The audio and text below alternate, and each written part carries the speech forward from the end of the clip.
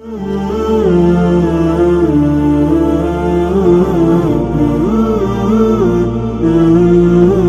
kita kali ada baju makanan yang haram, apalagi kita kadang berokan ada putra efek daripada yang haram tersebut, maka jalannya adalah untuk bertaubat. Bertaubat itu artinya katanya untuk taisi kebaikan-kebaikan yang bak tubuh katanya yang selamanya keburukan. Apabila harta-harta orang lain katanya tak kembalikan hartanya. Apabila lidah katanya yang menyakiti hati orang lain tak lagi maaf hartanya. Maka baik merasa malas, baik merasa katanya malas, baik merasa hina, biarlah hina katanya. Karena kita pernah tak berbuat sebuah kesalahan, kemudian tak lagi maaf bak sira orang, tak menganggap itu hina, biarlah hina. Yang penting katanya hina di dunia ini akan mulia di sisi Allah. Jadi harta yang kadabi kerana yang haram supo yang dacoknya, maka ada yang tak lakaidin, ada yang tak kembalikan lam kepada orang yang po.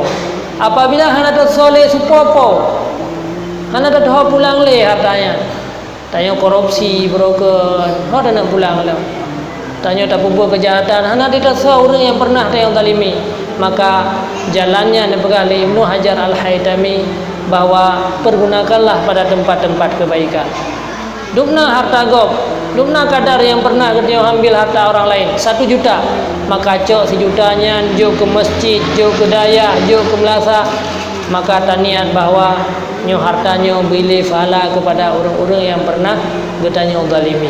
Yang lagi yang solusi. Jadi bagi orang-orang pengurus masjid pun, karena itu merupakan harta taubat, walaupun dasarnya harta haram, tapi agama bolehkan. Sabah hanagi bawa harta, nazira uri cow harta go, itu boleh dia penitianya harta orang lain. Tapi hanya itu boleh, yang katanya panitia je cow.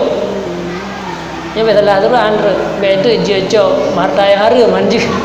Harta untuk taubatnya karena hana mau pulang le, nyan katanya boleh mengambil untuk membangun masjid atau membangun tempat-tempat kebaikan. Jadi menang.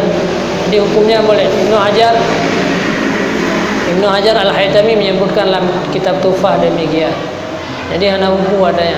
Jadi jalan-jalan bertaubat. Sekecil apapun punya orang lain, karena ada yang kecilnya akan menjadi besar di hari akhirat.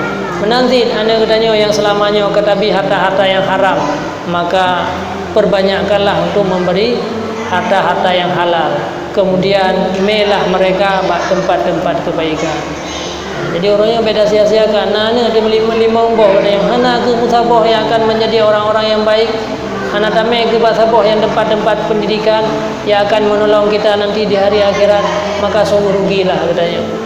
Jadi hana itu pendidikan agama sehingga mesti roh ni mengro kerana katanya dalam ramudepnya, tapi tidak ada satu pun yang bisa membanggakan katanya, membahagiakan katanya urus akhirat.